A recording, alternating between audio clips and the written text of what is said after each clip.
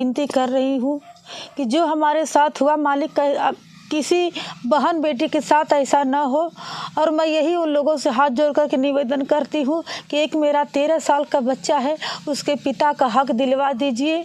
और जो है कि यही मेरा बेटा है 13 साल का, उसका पिता का हक दिलवा दीजिए और एक पिता का नाम दिलवा दीजिए। क्योंकि मैं तो चाहे जैसी अपनी ज़िंदगी काट रही हूँ, लेकिन ये समाज मेरे बेटे को कोई नाजायज़ न कहे। मैं यही जनता जनार्दन से। क्या नाम है आपका? कुसुम राज। कहाँ की रहने वाली हैं? जी, मैं जौनपुर जिला, थाना चंदवक, ग्राम हिसामपुर की रहने वाली हूँ। क्या समस्या है आपको?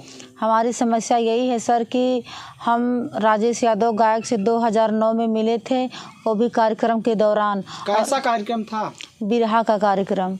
अच्छा, क्या आप बिरहा गायक हैं? जी। और राजेश यादव? वो भी बिरहा गायक है।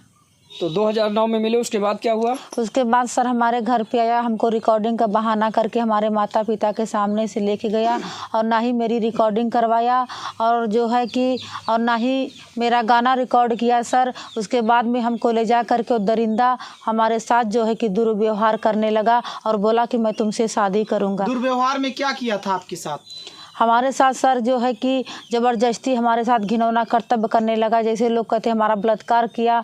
उसके बाद में मेरा शोषण किया और हमको मारा पीटा, लेकिन हमसे शादी नहीं किया। तो आपने मना नहीं किया? जी बिल्कुल, मैंने अब जो है कि मना की। मैं हाथ गोड़ जोड़ी, रोती रही, चिल्लाती रही, बिलखती रही, लेकिन वो दरिंदा, वो कमीना राजेश यादव गायक एक भी मेरी नहीं सुनी। तो जब उसने शोषण किया उस समय आपकी उम्र क्या थी? मेरी उम्र 14 साल की थी। तो बिरहा आप कब से गाना स्टार्ट की थी? जी, मैं 2005 से गा रही हूँ।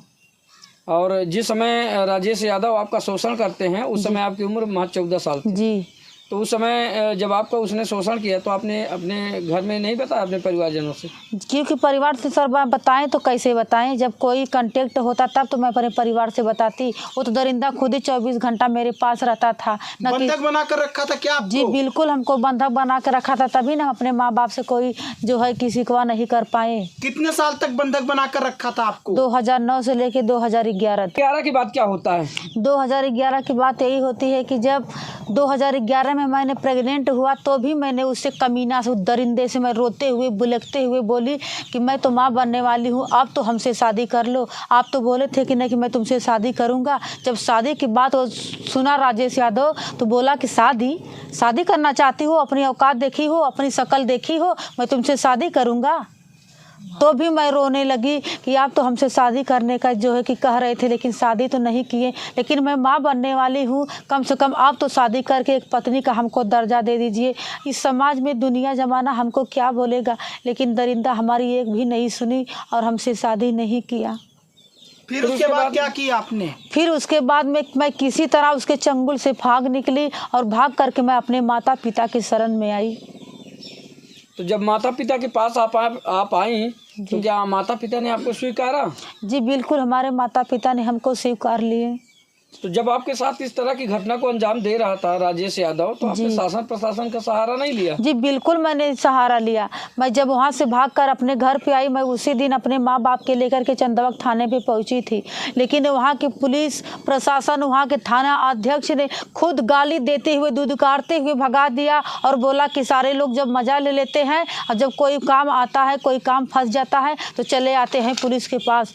सारे लोग सर हम लोगों को गाली देते हुए हमारे माता पिता को फटकार करके थाने पर से भगा दिए, कोई भी कार्रवाई नहीं हुई। ये समय 2011 का था जब आपको वहाँ पर डांट कर फटकार कर वहाँ से भगाया गया था? जी बिल्कुल, ये 2011 का था। तो फिर क्या आप जानती है इस वक्त योगी आदित्यनाथ का सरकार है, बुलडोजर बाबा का सरकार है, तो क्या अब गई थी आप न्याय की गुहार लगाने के लिए? जी बिल्कुल गई थी, अब भी मेरी वही हाल है। अब भी लोग हमारी सुनवाई नहीं कर रहे हैं, हमारी कोई रिपोर्ट भी नहीं लिख रहा है। सारे लोग तरह तरह की बातें करते हैं। जब लोग सवाल करते हैं कि तुम उसके थाने पर चले जाओ, तो मैं जनता से अनुरोध कर रही हूँ कि हमारा जिला जौनपुर पड़ता है, हमारा थाना भी जौनपुर में पड़ता है और मैं जौनपुर जिले चंदवक थाने के हिसामपुर की निवासी हूँ, तो मैं उसके थाने पे क्यों जाऊँ?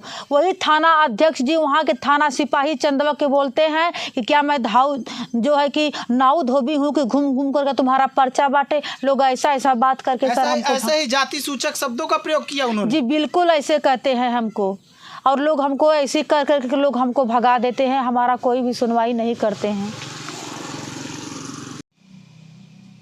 तो आप ये बताएं कि अगर कभी शासन प्रशासन आपसे इस बात का सबूत मांगेगा कि ये बच्चा जो आपका है ये राजेश यादव का है, तो क्या सबूत आप दे पाएंगे? जी बिल्कुल मैं सबूत दूंगी। क्या सबूत है आपके पास? सबूत मैं यही प्रशासन से कहना चाहूँगी कि हमारे बेटे का DNA टेस्ट कराएंगे।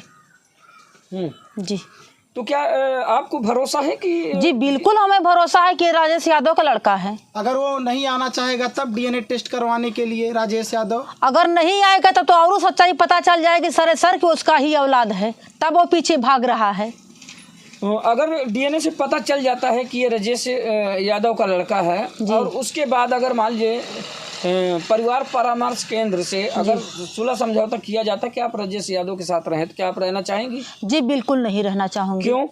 क्योंकि जो इंसान राजेश यादव गायक जो एक विश्वास के प्रति मेरे माँ बाप के सामने हमको लेके गया और हमको भी विश्वास दिलाया, जो विश्वास को चकनाचूर कर दिया और विश्वास को चकनाचूर करते हुए जो हमारे साथ दरिंदगी किया है, फिर से क्या मैं उसके साथ रहना चाहूँगी? तो मान लीजिए वो माफ़ी मांगे आपसे कि एक बार माफ़ कर दीजिए, दोबारा ऐसा नहीं करेंगे, साथ में चलिए, तब क्या करेंगी आप? उस दरिंदा से तो एक बार नहीं 2 बार माफ़ी मांगेगा। मैं उस कमीना कुत्ता से एक नहीं हजारों बार माफ़िया मांगी, हजारों बार मैं उसका पाँव पकड़ के रोई हूँ, लेकिन वो हमको एक बार माफ़ी नहीं किया।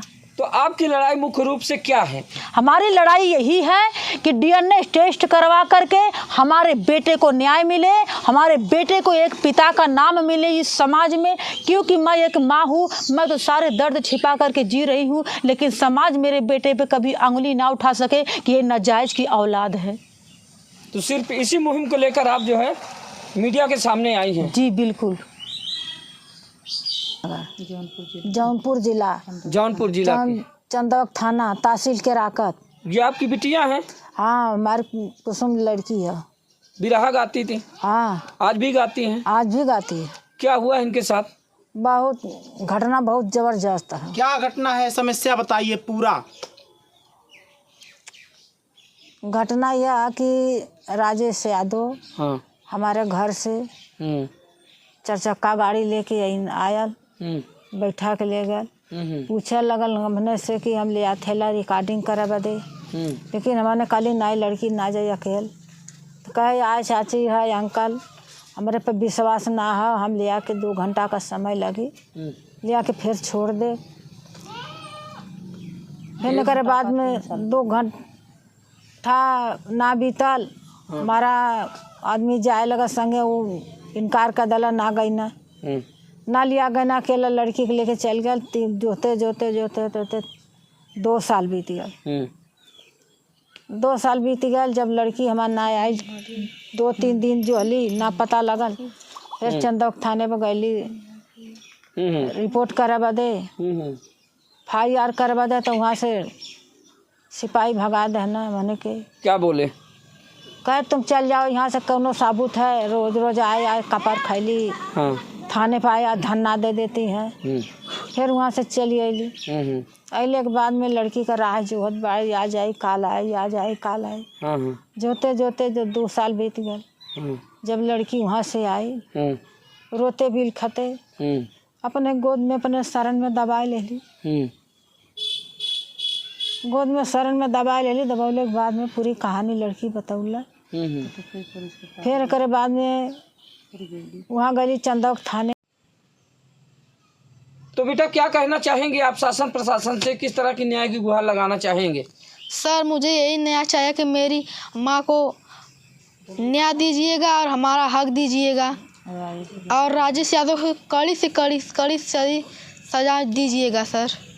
तो जिस तरह से बेटा आपको उसने दुनिया में जन्मा है, फिर उसके बाद उसने अपने आपके सर से जो है हाथ हटा लिया है, तो आप क्या कहना चाहेंगे ऐसे लोगों को? वो मेरा बाप नहीं, वो कमीना है सर। तो आप शासन प्रशासन से क्या उम्मीद रखते हैं? जी शासन प्रशासन से यही निवेदन रखता हूँ कि मेरा हक मिल जाएगा। और जो लोग ऐसे करते हैं और ऐसा करने के बाद आप ही की तरह अनाथ बनाकर बच्चों को छोड़ देते हैं जन्म देने के बाद, और फिर स्वीकारते नहीं हैं, तो ऐसे लोगों को क्या कहेंगे? जी सर, सजा देंगे। यानी कि इस तरह नहीं करना चाहिए। जी। लोग आपका मजाक भी उड़ाते हैं। जी सर। कभी आपको लगता है बेटा कि पापा होते तो हम उनसे कोई चीज़ मंगाते या लेते, लोग बाग बोलते भी होंगे आपको? जी। तो क्या लगता है आपको उस समय जब लोग बोलते हैं, तो क्या लगता है आपको? जी सर, गुस्सा आती है बहुत।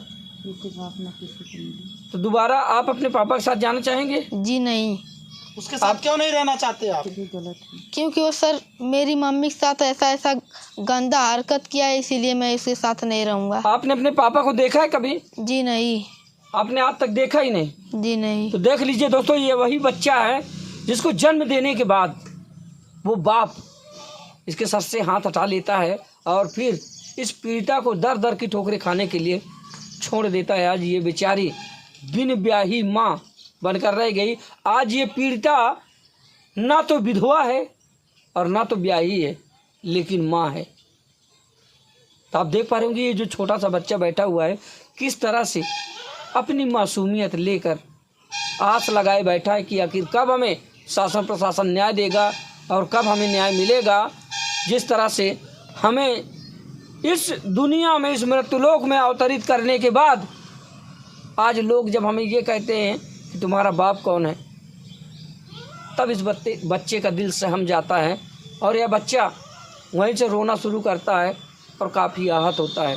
तो किस तरह से न्याय पाने के लिए गुहार लगा रहा है, आप सुन पा रहे होंगे।